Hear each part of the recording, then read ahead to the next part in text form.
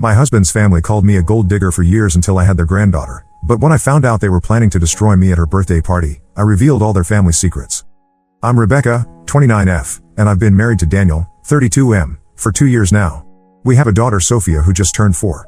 I need to share what happened at Sophia's birthday party last weekend because I can't stop thinking about it and I don't know if I overreacted. Let me give you some background first. Daniel comes from what you'd call an upper middle class family. His mother, Patricia, 58F, worked as a real estate agent for 30 years before retiring. His father, Gerald, 61M, owns a small accounting firm. Daniel himself is a software engineer at a tech company. They live in a nice suburban neighborhood where all the houses look the same and everyone drives expensive cars. I come from a completely different world. My parents divorced when I was 8. My mother, Claire, 52F, worked 2 jobs, cleaning offices at night and stocking shelves at a grocery store during the day. We lived in a small apartment above a laundromat. The smell of detergent and fabric softener became the background of my childhood.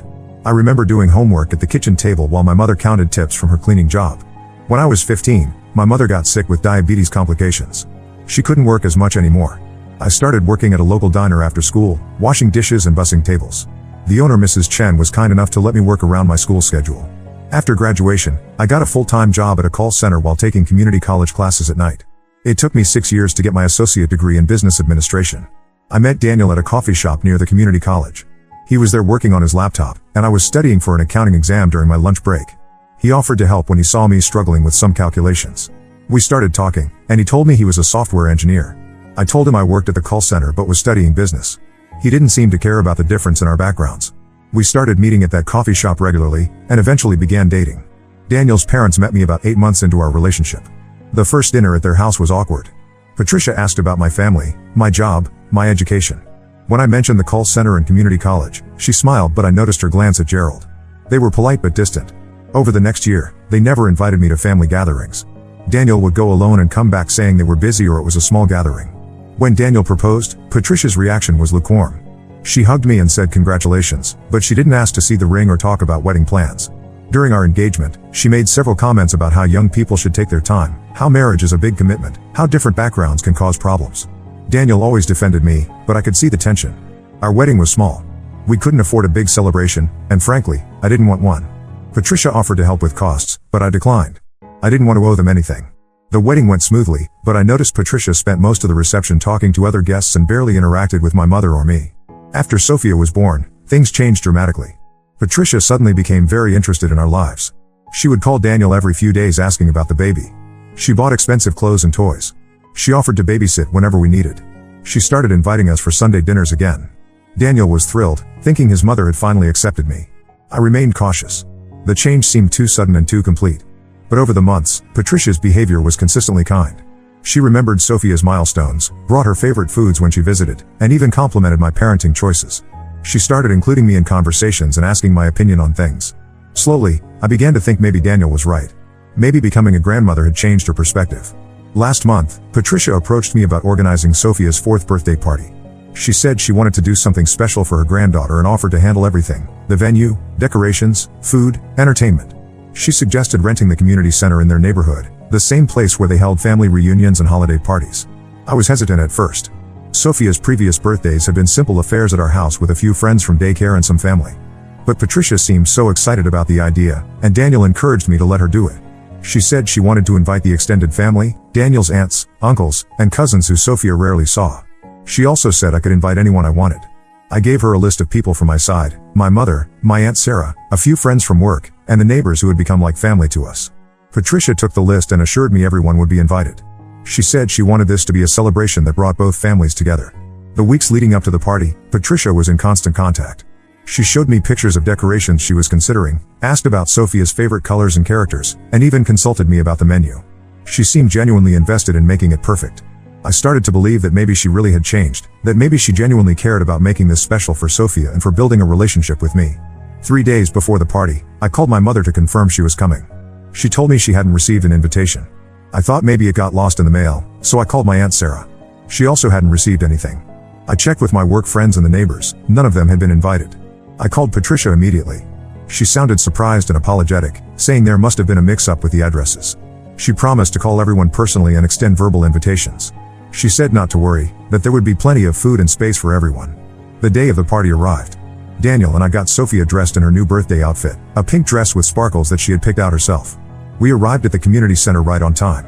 The place was decorated beautifully with balloons, streamers, and a banner with Sophia's name. There were about 25 people there, all from Daniel's side of the family.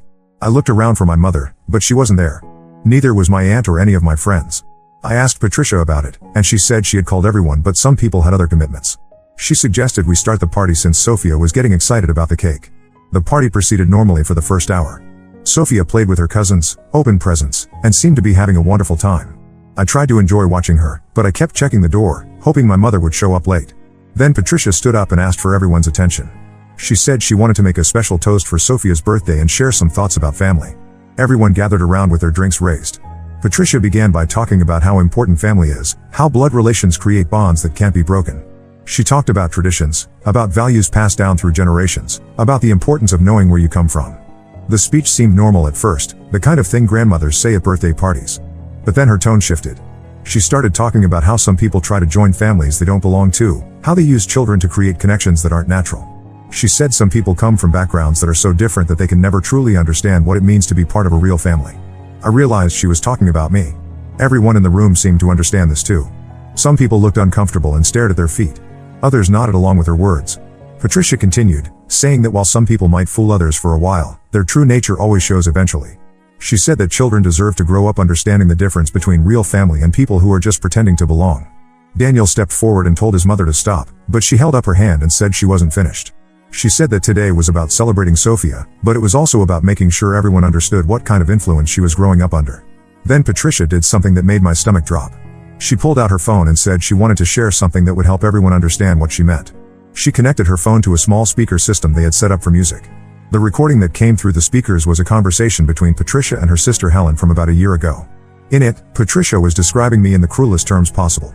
She called me a gold digger who trapped Daniel with a pregnancy. She said I was using Sophia to secure my place in the family and that I would probably keep having children to make sure Daniel could never leave me. In the recording, Patricia laughed about how I probably couldn't even help Sophia with homework once she got to higher grades because of my limited education. She said she was sure I was already planning to quit my job and live off Daniel's income. She made jokes about how I dressed, how I talked, and how I clearly didn't fit in with her social circle. The recording went on for about 3 minutes.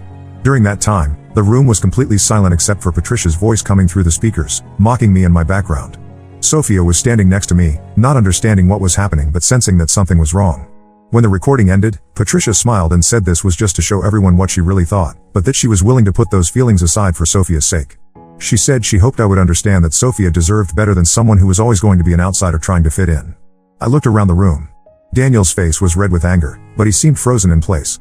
Some family members were looking at me with pity, others with curiosity, like they were watching a show. No one said anything to defend me or tell Patricia to stop. I walked over to Sophia, took her hand, and told her we were leaving.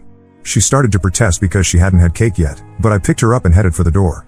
Daniel followed us, apologizing repeatedly and saying he had no idea his mother was planning this. We got in the car and drove home in silence.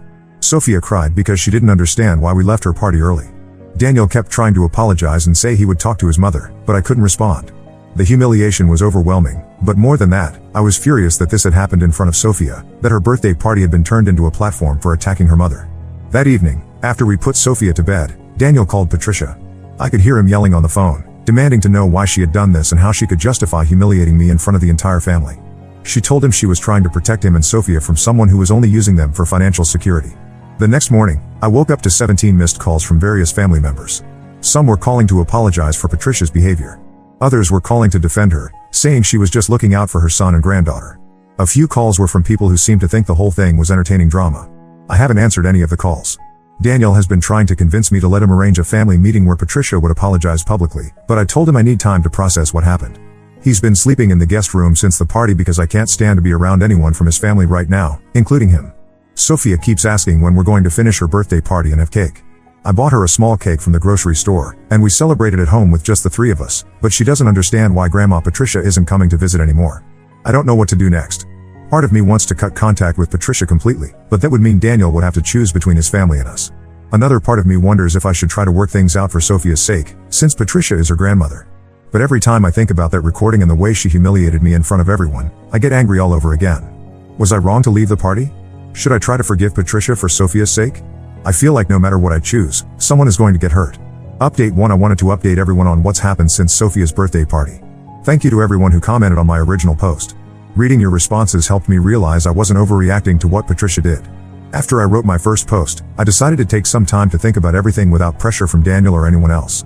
I told Daniel I needed space to figure out how to move forward, and I asked him to stay at his brother's place for a week so I could have some quiet time with Sophia. During that week, something unexpected happened. My neighbor Mrs. Rodriguez, who has lived next door to us for 3 years, came over with her daughter Maria. Mrs. Rodriguez explained that she had actually received a phone call from Patricia the week before Sophia's party. According to Mrs. Rodriguez, Patricia had called and told her that the party was being postponed because Sophia had come down with a stomach bug. Patricia said they would reschedule for the following month and would send new invitations.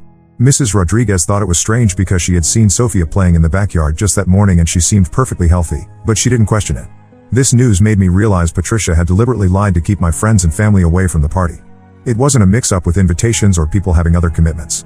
She had actively worked to make sure I would be isolated and surrounded only by Daniel's family when she played that recording. I called my mother and asked her what happened with her invitation. She told me she had also received a call from Patricia saying the party was canceled due to illness. My Aunt Sarah had gotten the same call. Patricia had systematically contacted everyone on my list and told them the party was off. When Daniel came back after his week away, I confronted him about this. He was shocked and said he had no idea his mother had done that. He immediately called Patricia and demanded an explanation. She told him she had been worried about having too many people at the venue and had decided to keep it to family only, but she admitted she should have discussed it with us first. Daniel asked her directly if she had lied about Sophia being sick, and after some back and forth, Patricia admitted she had. She said she was trying to make the party more intimate and meaningful, but she knew I would be upset if she just told me my guests weren't welcome. This revelation changed everything for me. It proved that Patricia's humiliation of me wasn't a spontaneous decision or a moment of poor judgment. She had planned the entire thing. She had deliberately isolated me, made sure I had no support system present, and then executed her plan to embarrass me in front of her family. Daniel was furious. He told Patricia he was ashamed of her behavior and that she needed to apologize to me properly. He said until she did, he didn't want her around Sophia or in our lives. But Patricia's response surprised both of us. Instead of apologizing, she doubled down. She told Daniel that everything she had said in that recording was true, and that playing it at the party was just her way of being honest about her concerns.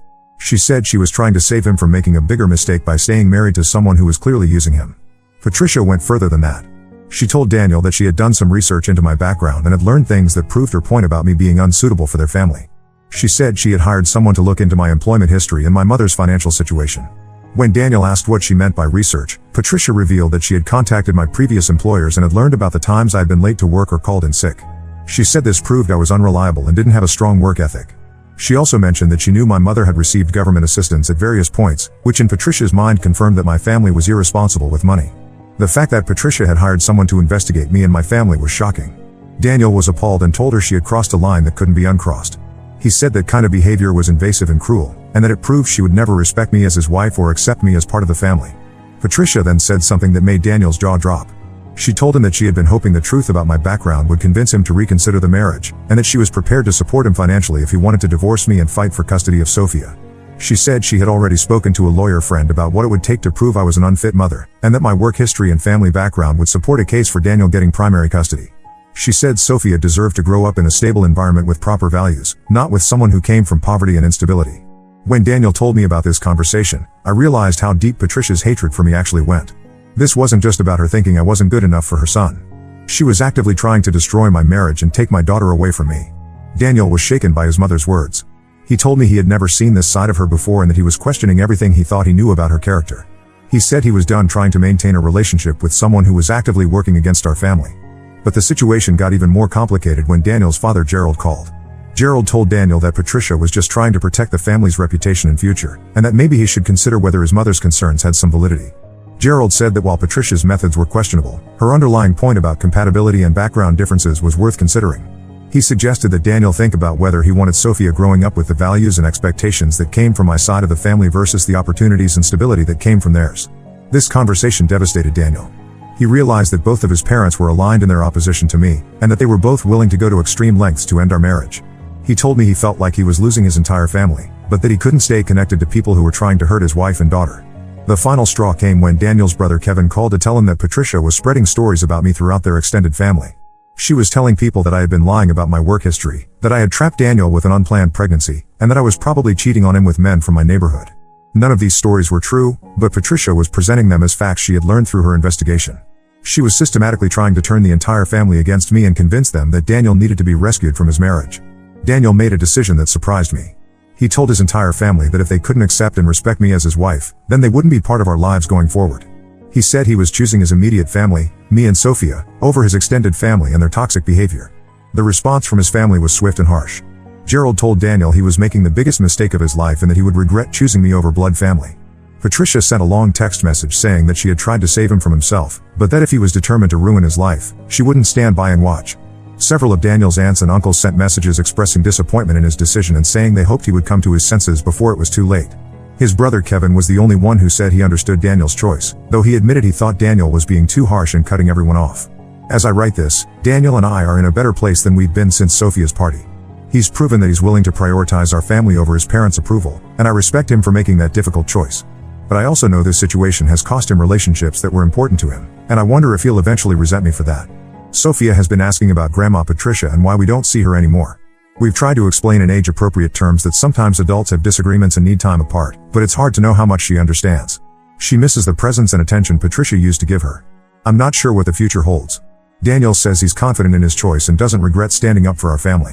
But I know his parents aren't going to give up easily, and I worry about what they might try next. Update 2: I need to update you all on what's been happening since my last post. Things have gotten much more complicated, and I'm honestly not sure how to handle the latest developments. About a month after Daniel cut contact with his parents, we thought the situation was settling down.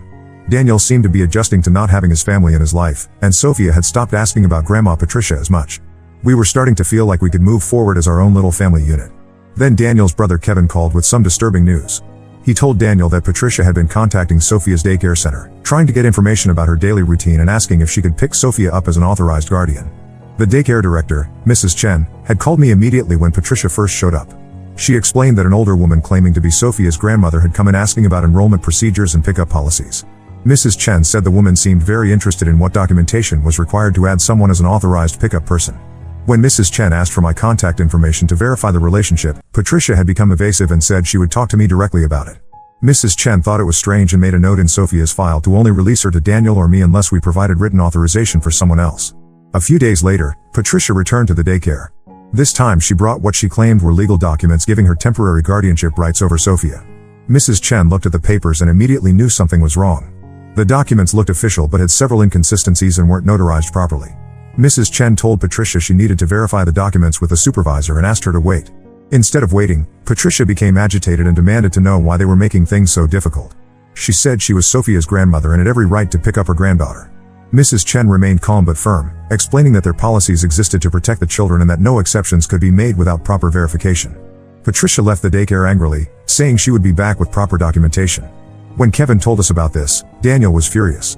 He immediately called the daycare to make sure they understood that under no circumstances should Patricia be allowed near Sophia. Mrs. Chen assured us that they had already flagged Patricia's name in their system and would call the police if she returned. But Patricia's attempts to access Sophia didn't stop there. Kevin told us that she had also been asking other family members for information about our daily routines, our work schedules, and where we like to take Sophia on weekends. Patricia had called Daniel's cousin Lisa, who lives across town, asking if she had seen us at the local park recently. She told Lisa she was hoping to run into us there so she could have a chance to see Sophia and maybe work things out. Lisa thought it was strange because Patricia knew she could just call us if she wanted to arrange a meeting. She also contacted Daniel's uncle Robert, asking if he knew which grocery store we shopped at or which restaurants we frequented. Robert told Kevin that Patricia seemed obsessed with finding out our patterns and routines, which made him uncomfortable. The most concerning incident happened when Patricia showed up at my workplace. I work at a small insurance office downtown, and one afternoon Patricia walked in claiming she needed to discuss a policy matter. When my colleague Jenny asked which policy she was referring to, Patricia said she needed to speak with me personally about coverage for her granddaughter. Jenny came to my desk and told me there was a woman asking for me. When I saw Patricia in the waiting area, my stomach dropped. I told Jenny I couldn't meet with her and asked her to tell Patricia I was unavailable. Patricia refused to leave. She told Jenny she was my mother-in-law and that this was a family emergency involving Sophia. She said she needed to give me important information about Sophia's medical history that could affect her insurance coverage. I came out of my office and told Patricia directly that I couldn't speak with her and that she needed to leave. She started speaking loudly, saying I was being unreasonable and that she was just trying to help. She said Daniel had made a terrible mistake cutting her off and that Sophia needed her grandmother in her life. My supervisor, Mr. Williams, came out of his office to see what the commotion was about. Patricia immediately started explaining to him that I was keeping her granddaughter away from her and that she was worried about Sophia's well-being. She said she had raised successful children and knew what was best for Sophia's development. Mr. Williams politely but firmly asked Patricia to leave, explaining that our office wasn't the appropriate place for personal family discussions. Patricia became upset and said she couldn't understand why everyone was treating her like she was some kind of threat when she was just a concerned grandmother. As she was leaving, Patricia turned back and said something that chilled me. She told me that good mothers don't keep children away from loving grandparents, and that she hoped I would reconsider my position before it was too late. The way she said it sounded less like a plea and more like a warning. That evening, I told Daniel about Patricia's visit to my office. He was shocked that she had tracked down my workplace and confronted me there. He said her behavior was becoming harassment and that we needed to take steps to protect ourselves. Daniel decided to call his father Gerald to see if he could convince Patricia to stop her increasingly aggressive behavior. The conversation didn't go as Daniel had hoped. Gerald told Daniel that Patricia was acting out of love and concern for Sophia, and that our refusal to allow any contact was driving her to desperate measures. He said that if we would just agree to supervised visits, Patricia would probably calm down and stop trying to find other ways to see Sophia. When Daniel explained that Patricia had been stalking our family and trying to gain unauthorized access to Sophia, Gerald downplayed the seriousness of her actions. He said she was just being persistent because she missed her granddaughter, and that calling it stalking was an overreaction. Gerald then said something that revealed how he really felt about the situation. He told Daniel that Patricia's investigation into my background had uncovered some concerning information about my family's history with social services. According to Gerald, Patricia had learned that my mother had received visits from Child Protective Services when I was a teenager. He said these visits were related to concerns about our living conditions and my mother's ability to provide adequate supervision while working multiple jobs. Gerald told Daniel that this information proved Patricia's concerns about my fitness as a mother were valid, and that they had a responsibility to make sure Sophia wasn't being raised in an unstable environment like the one I had grown up in. The information about social services visits was technically true, but Gerald was presenting it in the worst possible light. When I was 16, a teacher had noticed that I often came to school tired and had reported concerns about possible neglect. A social worker had visited our apartment twice to check on our living situation. The social worker had concluded that while our living conditions were modest, there was no evidence of neglect or abuse. My mother was working hard to provide for us, and I was mature and responsible for my age. The case was closed without any action being taken. But Patricia and Gerald were using this old information to build a case that I came from an unstable background and might not be capable of providing proper care for Sophia. Gerald suggested that they might need to involve child services themselves if they continued to be denied access to Sophia. This threat terrified me. Even though I knew our home was safe and stable, the idea of having to defend myself against accusations from Daniel's parents was overwhelming. I knew that even unfounded accusations could create problems and stress for our family. Daniel was appalled by his father's threat. He told Gerald that using child services as a weapon to force contact with Sophia was cruel and manipulative. He said that if his parents continued down this path, he would consider it a form of harassment and would take legal action to protect our family. Gerald's response was that they were prepared to do whatever was necessary to maintain a relationship with their granddaughter. He said they had consulted with lawyers and knew what rights grandparents had in our state. He implied that they were prepared to go to court if we didn't agree to allow visits. After this conversation, Daniel and I realized we needed legal advice of our own. We contacted a family law attorney to understand what rights Patricia and Gerald actually had and what we could do to protect ourselves from their increasingly aggressive behavior. The attorney explained that while grandparents do have some legal rights in our state, those rights are limited and usually only apply in cases where the parents are divorced, deceased, or proven to be unfit. Since Daniel and I are married and there's no evidence of unfitness, Patricia and Gerald would have difficulty winning a court case for visitation rights. However, the attorney also warned us that grandparents' rights cases can be lengthy and expensive, and that even frivolous lawsuits can cause significant stress and financial burden. She recommended that we document all of Patricia's attempts to contact us and Sophia, in case we needed to seek a restraining order. The attorney also advised us to be prepared for the possibility that Patricia might actually file a report with child services, despite having no valid grounds for concern. She said that even unfounded reports require investigation, and that we should make sure our home and family situation were well documented as stable and healthy. As I'm writing this update, we're still dealing with the ongoing stress of Patricia's behavior. She continues to try to contact us through other family members, and we've heard from Kevin that she's still asking questions about our routines and trying to find ways to see Sophia. Daniel is struggling with the reality that his parents are willing to use legal threats and government agencies to force their way back into our lives. He's started to see a side of them that he never knew existed, and it's changing how he views his entire childhood and upbringing. Sophia has started having nightmares and seems more anxious than usual. She doesn't understand why we've been talking in hushed voices and why we're always checking locks and looking out windows. The stress of the situation is affecting all of us, even though we're trying to maintain normalcy for her sake. I don't know what Patricia's next move will be, but I'm trying to prepare for the worst while hoping for the best. We've installed security cameras around our house and have changed our daily routines to be less predictable. It feels like we're living under siege, and I hate that this is what our family life has become. Update 3. This will be my final update because the situation has finally reached a resolution, though not the one I was hoping for. 2 weeks after my last post, Patricia made good on her threats. We received official notice that she had filed a petition for grandparent visitation rights, claiming that Daniel and I were preventing her from having a relationship with Sophia without valid reasons. The petition painted us as vindictive parents who were using Sophia as a weapon against Patricia because of a minor family disagreement. It described Patricia as a loving grandmother who had been suddenly cut off from her granddaughter after years of close involvement in her life. Reading the petition was surreal because it presented a completely different version of events. According to Patricia's filing, she had organized Sophia's birthday party as a gesture of love and inclusion, and we had overreacted to what she described as a poorly thought-out joke. She claimed that our response was disproportionate and that we were now punishing Sophia by denying her access to her grandmother. The petition also included character references from several family members who testified to Patricia's love for Sophia and her previous involvement in childcare. It mentioned her financial stability and her ability to provide educational and cultural opportunities that might not be available in our household. Most disturbing was a section that questioned my fitness as a mother, referencing the old social services visits from my teenage years and suggesting that my upbringing in poverty might have left me ill-equipped to make decisions in Sophia's best interests. Daniel and I met with our attorney to discuss how to respond. She explained that while the petition was largely baseless, we would need to participate in the legal process and present evidence of why granting visitation would not be in Sophia's best interests. The attorney recommended that we gather documentation of Patricia's harassment, including the incidents at Sophia's daycare and my workplace.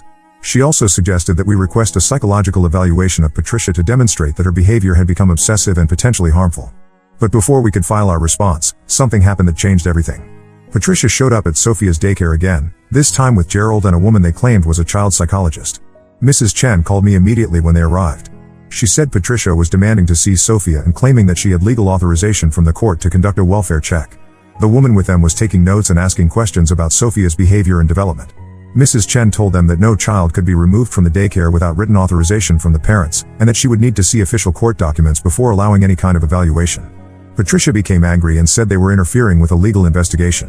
When the supposed psychologist couldn't produce proper credentials or court orders, Mrs. Chen asked them to leave. Patricia refused and said they would wait in the parking lot until I arrived to pick up Sophia. Mrs. Chen called the police while I rushed to the daycare. When I arrived, I found Patricia, Gerald, and the other woman sitting in their car in the parking lot, watching the daycare entrance. The police were already there taking statements. The officer explained to Patricia that she had no legal right to conduct any kind of evaluation of Sophia without a court order, and that waiting in the parking lot of a daycare facility could be considered stalking or harassment. He advised her to leave immediately and warned that further incidents would result in formal charges. Patricia left, but not before rolling down her car window and shouting that she was trying to protect Sophia from an unstable home environment. She said the courts would eventually see the truth about what kind of mother I was. That evening, our attorney called with an update. She had learned that the woman Patricia brought to the daycare wasn't actually a licensed psychologist. She was a family friend who worked in counseling but had no credentials to evaluate children or write reports for court proceedings. This revelation showed that Patricia was willing to lie and misrepresent people's qualifications to support her case. Our attorney said this kind of deception would seriously damage Patricia's credibility if the case went to trial. But we never got to that point. 3 days later, Kevin called Daniel with shocking news. Patricia had been arrested for attempting to break into our house while we were at work and Sophia was at daycare. According to the police report, neighbors had seen Patricia using what appeared to be a key to try to enter our front door. When the key didn't work, she had gone around to the back of the house and tried to force open a window. Our neighbor Mr. Johnson had confronted Patricia and asked what she was doing. She told him she was Sophia's grandmother and was concerned about the living conditions in the house. She said she had a right to check on her granddaughter's welfare and make sure the home was safe. Mr. Johnson told her she couldn't enter someone else's house without permission and threatened to call the police. Patricia became agitated and said that everyone was conspiring against her and preventing her from protecting Sophia. When the police arrived, they found Patricia still in our backyard, looking through windows and taking pictures with her phone. She told the officers she was conducting a welfare check and gathering evidence for a court case. The police arrested Patricia for attempted breaking and entering and trespassing. They also confiscated her phone, which contained dozens of photos of our house, both interior shots taken through windows and exterior shots showing entry points. Gerald arrived at the police station to bail Patricia out, but by then the damage was done. Our attorney immediately petitioned the court to dismiss Patricia's visitation case, arguing that her arrest for trying to break into our home proved she posed a danger to our family's safety and well-being. The judge agreed. Patricia's petition for grandparent visitation was dismissed, and we were granted a temporary restraining order that prohibited both Patricia and Gerald from coming within 500 feet of our home, Sophia's daycare, or my workplace. But the legal victory came with unexpected consequences for Daniel's extended family relationships. When news of Patricia's arrest spread among the relatives, reactions were sharply divided. Some family members, particularly Daniel's Aunt Carol and Uncle Robert, were horrified by Patricia's behavior and reached out to apologize for not taking our concerns seriously earlier. They said they had no idea Patricia's actions had escalated to criminal behavior. However, other relatives sided firmly with Patricia and Gerald. Daniel's cousin Lisa called to tell him that the family was disgusted by his willingness to have his own mother arrested. She said that even if Patricia had made mistakes, having her criminally charged was an unforgivable betrayal of family loyalty. Daniel's uncle Thomas sent a harsh text message saying that Daniel had destroyed the family over a woman who wasn't worth it. He said that Patricia's actions came from love and concern, while our response showed that we were vindictive and cruel. The division in the family became so severe that Daniel's cousin Mike canceled his upcoming wedding rather than deal with the conflict over whether to invite Daniel or Patricia. Other family gatherings were postponed indefinitely because relatives couldn't agree on who should be included. Kevin remained supportive of Daniel's position, but even he expressed sadness about how the situation had fractured the entire extended family. He said that while he understood why we had taken legal action, he wished there had been another way to resolve things. The stress of the family conflict affected Daniel more than I expected. He started having trouble sleeping and became withdrawn and quiet. He would sit at the kitchen table after Sophia went to bed, staring at his phone and reading text messages from relatives who were angry with him. One evening, Daniel broke down and admitted that he was questioning whether we had handled things correctly. He said that while he knew Patricia's behavior was wrong, he wondered if we could have found a way to address her concerns without destroying his relationship with his entire family. I reminded Daniel of everything Patricia had done, the humiliation at Sophia's party, the lies to keep my family away, the harassment at our workplaces, the attempted break-in. I told him that we had tried to set boundaries and Patricia had refused to respect them at every step. But Daniel's doubt worried me. I could see that the isolation from his family was taking a toll on him, and I feared that he might eventually blame me for the loss of those relationships. 2 weeks after Patricia's arrest, Gerald called Daniel directly, violating the restraining order. He said that Patricia was devastated and had been crying constantly since the arrest. He begged Daniel to drop the charges and allow them to see Sophia, promising that Patricia would follow any rules we set. Gerald also revealed something that shocked us both. He said that Patricia had been seeing a therapist since the arrest and had been diagnosed with severe anxiety and depression related to her fear of losing access to Sophia. He said the therapist believed Patricia's behavior had been driven by her desperation to maintain her relationship with her granddaughter.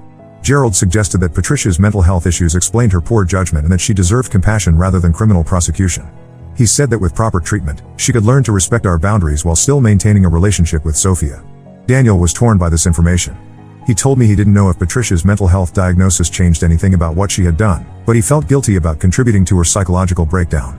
I told Daniel that while I sympathized with Patricia's mental health struggles, her diagnosis didn't erase the trauma she had caused our family or guarantee that her behavior wouldn't escalate again in the future. Our attorney advised us that Gerald's phone call was a violation of the restraining order and that we could report it to the police. She also warned us that Patricia's mental health diagnosis might be used in court to argue for reduced consequences or to support a renewed petition for visitation rights. After discussing our options, Daniel and I decided not to report Gerald's violation but to make it clear that any further contact would result in additional legal action. We also decided to maintain the restraining order and criminal charges against Patricia. The final resolution came when Patricia's attorney contacted our attorney with a plea agreement. Patricia would plead guilty to trespassing and accept a suspended sentence with probation. In exchange, she would agree to a permanent no-contact order regarding our family and would forfeit any future claims to grandparent visitation rights. The agreement also included a provision that Patricia would continue mental health treatment and would not attempt to contact us through third parties or social media.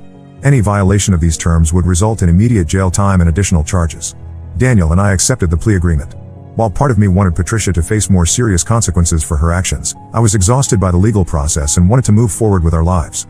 The day the plea agreement was finalized, Daniel received a final text message from Patricia. She wrote that she was sorry for the pain she had caused and that she hoped someday we would understand that everything she did came from love for Sophia. She said she would respect the no-contact order but would always consider Sophia her granddaughter. Daniel showed me the message but didn't respond to it. He said he felt sad about how everything had ended but relieved that the legal battle was over. In the months since the plea agreement, our lives have gradually returned to normal. Sophia has stopped asking about Grandma Patricia and seems to have adjusted to not having her in her life. We've been careful not to speak negatively about Patricia in front of Sophia, but we also haven't encouraged her to maintain any connection to that side of the family. Daniel has slowly rebuilt relationships with the family members who supported us during the conflict.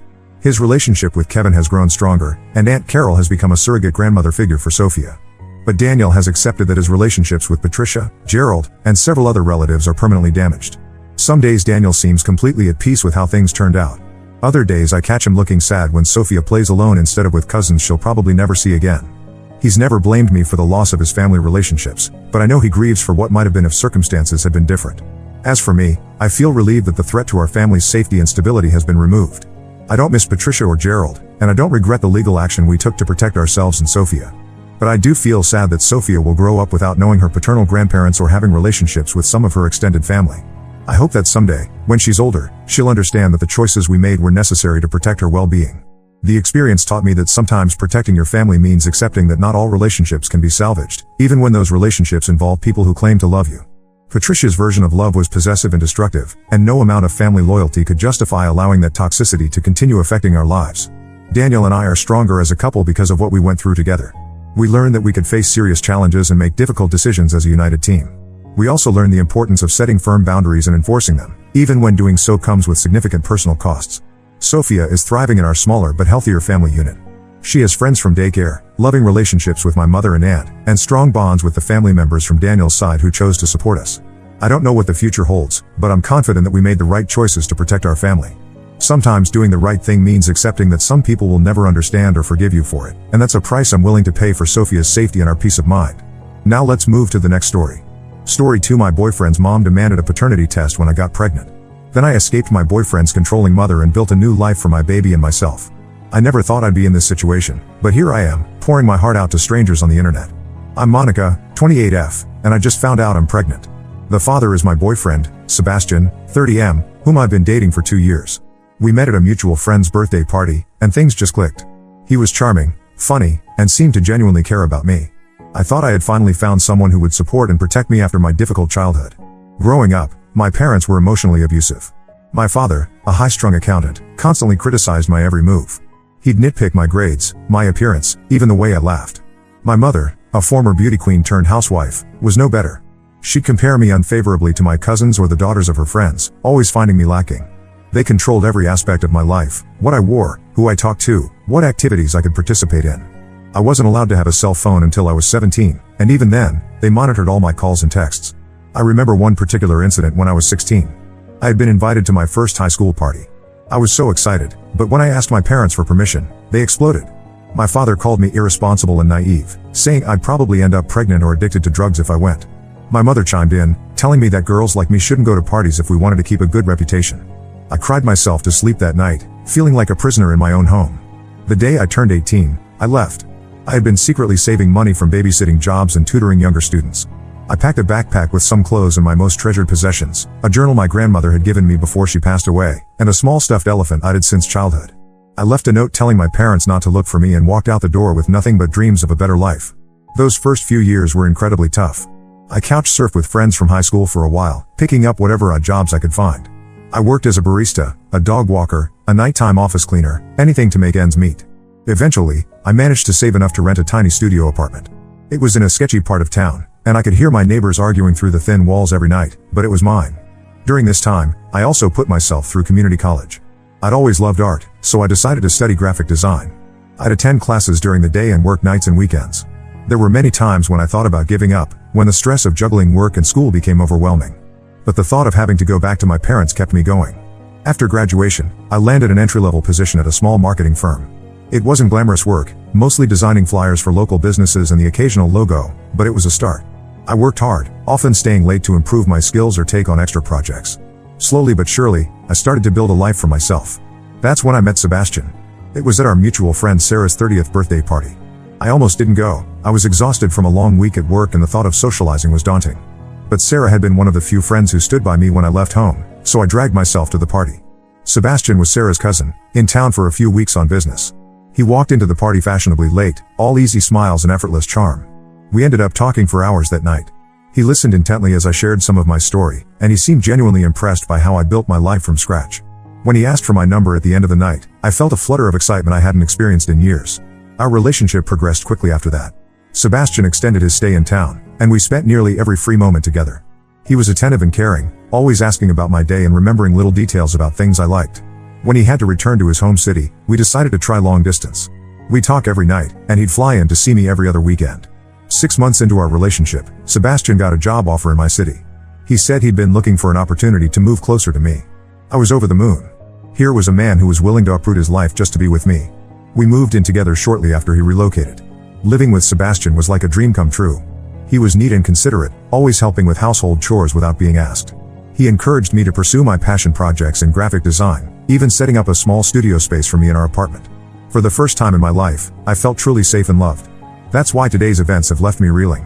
I took a pregnancy test this morning after feeling nauseous for a week. When it came back positive, I was shocked but excited. Sebastian and I had talked about having kids someday, though we hadn't planned on it happening so soon. I couldn't wait to tell him. Sebastian came home from work, and I blurted out the news. At first, he seemed happy, hugging me tightly. But then he said, "We need to tell my mom right away." I froze. Sebastian's mother, Amanda, 55F, has always made me uncomfortable. She's overbearing and constantly interferes in our relationship. From the moment Sebastian introduced us, Amanda has treated me with thinly veiled disdain. She'd make backhanded compliments about my appearance or my job, always with a sweet smile that never reached her eyes. Once, she accidentally spilled red wine on a white blouse Sebastian had bought me for my birthday. Another time, she rearranged our entire apartment while we were out, claiming she was just trying to help make it more presentable. I've tried to set boundaries with Amanda, but Sebastian always brushes off my concerns, saying she's just being caring. He doesn't see how her behavior affects me, how it reminds me of the controlling environment I grew up in. I asked Sebastian if we could wait a bit before telling anyone about the pregnancy, but he insisted his mother had to know immediately. Before I could protest further, Sebastian was on the phone with Amanda. 30 minutes later, she barged into our apartment without warning. I was still in my pajamas, feeling overwhelmed and unprepared. Amanda barely acknowledged me, instead turning to Sebastian and demanding, "Is it true? Is she really pregnant?" Sebastian nodded, and Amanda's face twisted into a mixture of emotions I couldn't decipher. She turned to me and said, "Well, I hope you're prepared for a paternity test. We can't be too careful these days." I felt like I'd been slapped. I looked at Sebastian, expecting him to defend me, to tell his mother how inappropriate her comment was. But he just stood there, staring at the floor. I couldn't believe it. I've never been unfaithful, and Sebastian knows this. Why wasn't he saying anything? Amanda continued, her voice dripping with fake sweetness. "Don't worry, dear. I have connections at the best clinics. We'll get this sorted out quickly. Sebastian, you'll need to take time off work to accompany her to all the appointments. We can't have any mistakes." I felt like I was drowning. This woman was taking control of my pregnancy, my body, my life. And Sebastian was letting her. I managed to stammer out that I needed some time to process everything. Amanda scoffed, "There's nothing to process. We're doing this my way." Sebastian finally spoke up, but not to defend me. He said, "Mom's right, Monica. We need to be sure about everything. It's for the best." I couldn't take it anymore. I locked myself in the bathroom and cried for hours. I feel so alone and scared. I thought Sebastian was different from my parents, but he's just another person who won't protect me. I don't know what to do. I can't imagine raising a child in this environment, with Amanda controlling everything and Sebastian being her puppet. I'm considering leaving, but I'm terrified. I've worked hard to build my career, but I don't know if I can support myself and a baby on my own. Plus, I'm afraid of what Sebastian and Amanda might do if I try to leave. They have more money and connections than I do. I feel trapped and hopeless. I thought I had finally found happiness, but now it feels like my world is crumbling around me. I don't know if I even want this baby anymore. The thought of being tied to Sebastian and Amanda for the rest of my life makes me feel sick. I need advice. Should I try to talk to Sebastian again? Should I just leave and figure things out on my own? I'm lost and scared, and I don't know where to turn. Any guidance would be appreciated. Update 1. It's been 2 weeks since my last post, and so much has happened. I want to thank everyone who offered advice and support. Your words gave me the strength to take action.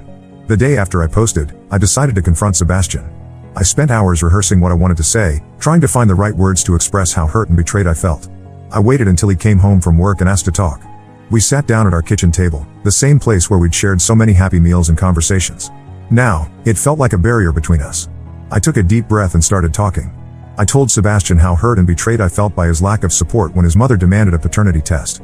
I explained that her behavior was controlling and disrespectful, and that I needed him to set boundaries with her. I reminded him of the stories I'd shared about my childhood, how I'd promised myself I'd never let anyone make me feel small again. As I spoke, I could see Sebastian's expression changing. At first, he looked defensive, but as I continued, his face softened. For a moment, I felt a glimmer of hope. Maybe he was finally understanding. Maybe we could work through this together. But then Sebastian spoke, and my hope shattered. He said, "Monica, you're overreacting. Mom is just looking out for us. She's even offering to pay for all the medical expenses. You should be grateful." I couldn't believe what I was hearing. I asked him, "Do you really think I've been unfaithful? Don't you trust me at all?" Sebastian hesitated before answering, "It's not that I don't trust you. It's just, well, accidents happen. We need to be sure." That's when I knew. This wasn't just about the pregnancy or the paternity test.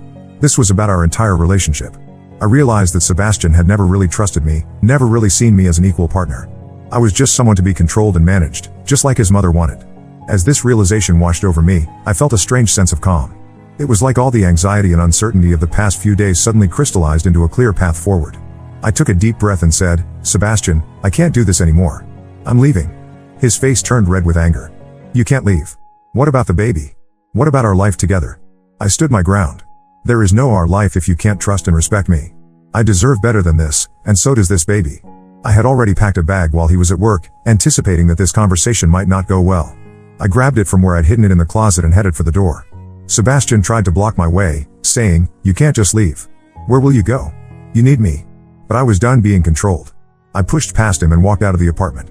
As I closed the door behind me, I heard Sebastian calling my name, but I didn't look back. I had taken the advice of many commenters and reached out to a local women's shelter.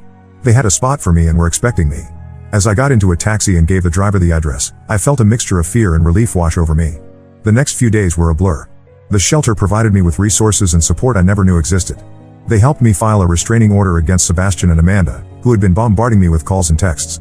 Some of the messages from Amanda were particularly nasty, calling me all sorts of horrible names and threatening to ruin my life if I didn't come back.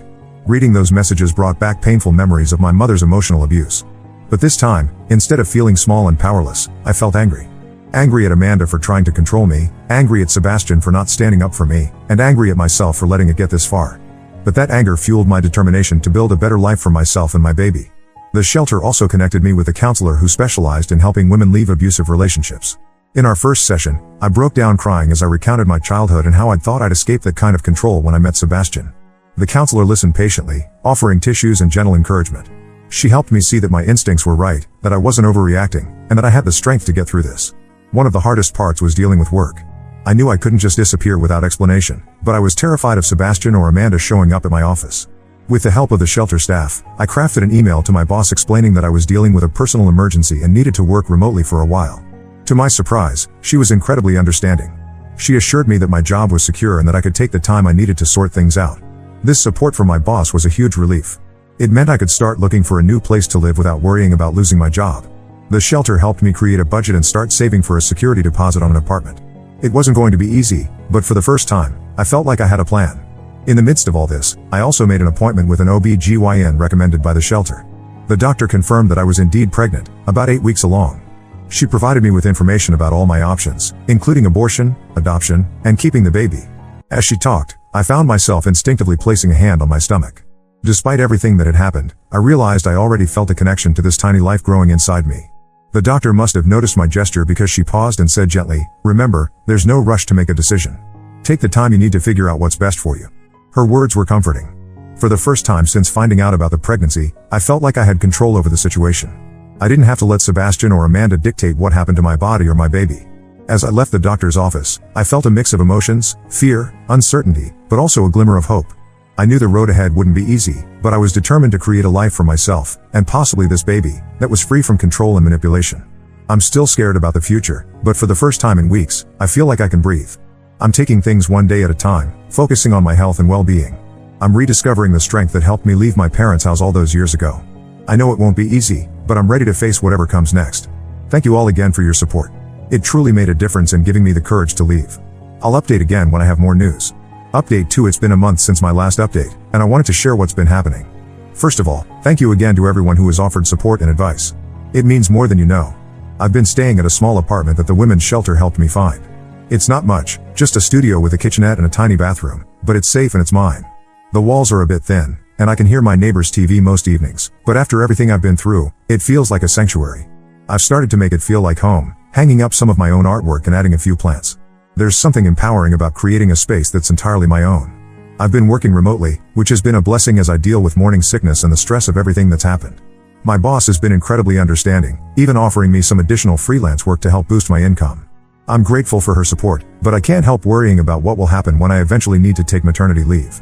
Sebastian hasn't given up trying to contact me. He's left voicemails alternating between apologies and accusations. One day he's begging me to come back, saying he'll set boundaries with his mother. The next, he's threatening to take me to court for full custody of the baby. It's emotionally exhausting, but I've been saving all these messages as evidence, just in case. The shelter put me in touch with a lawyer who specializes in domestic cases, and she's been advising me on how to handle the situation. Amanda, on the other hand, has escalated her harassment. She somehow found out where I work and contacted my boss, trying to get me fired. She claimed I was unstable and unfit for my job. I was terrified when my boss called me into a video meeting, thinking this was it, I was going to lose everything. But to my relief, my boss didn't buy Amanda's lies. She assured me that my job was secure and that she'd be documenting all of Amanda's attempts to interfere with my employment. Her support brought me to tears, happy ones, for a change. The biggest development is that I've decided to keep the baby. It wasn't an easy decision, but after a lot of thought and conversations with a counselor at the women's shelter, I realized that I want this child. I know it will be hard as a single mother, but I'm determined to provide a loving, stable home, something I never had growing up. I had my first ultrasound last week. As I lay on the examination table, I felt a mixture of excitement and fear. When the technician turned the screen towards me and I saw that tiny heartbeat flickering, everything suddenly felt real in a way it hadn't before. I'm scared, but also excited about this new chapter in my life. I've also started looking for a new job. As supportive as my current boss has been, I feel like I need a fresh start. I've been applying for remote graphic design positions that would allow me more flexibility once the baby arrives. It's daunting to think about changing jobs while pregnant, but I'm trying to stay positive. Sebastian found out about my decision to keep the baby. I suspect Amanda might have a friend at the clinic who leaked the information. He's now insisting on being involved in the pregnancy and demanding visitation rights once the baby is born. I've told him that all communication needs to go through my lawyer from now on. It's hard, because part of me still cares for him and wishes things could have been different. But I know I need to stay strong for myself and my baby.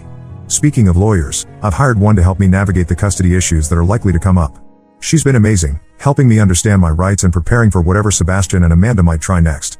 It's expensive, but I'm trying to see it as an investment in our future. I've also started attending a support group for single mothers at the local community center. It's been incredibly helpful to connect with other women who understand what I'm going through. We share advice, encouragement, and sometimes just a shoulder to cry on. Last week, one of the women brought in some baby clothes her child had outgrown and offered them to me. The kindness of these strangers turned friends has been overwhelming. As my pregnancy progresses, I'm trying to focus on the positive. I've started a journal for the baby, writing down my thoughts and feelings as I prepare for their arrival. I want them to know how much they're loved, right from the start. I'm taking things day by day, trying to stay positive and focus on creating a good life for myself and my baby. It's not easy, but I'm stronger than I ever knew. Thank you all for being a part of this journey with me. I'll update again when there's more to share. Update 3. It's been 3 months since my last update, and I'm now 6 months pregnant. So much has changed, and I wanted to share it with you all. First, the good news: I found a new job. It's a remote position with a startup company that values work-life balance. The pay is better than my old job, and they're even offering maternity leave, which is a huge relief. I started 2 months ago and so far, it's been great.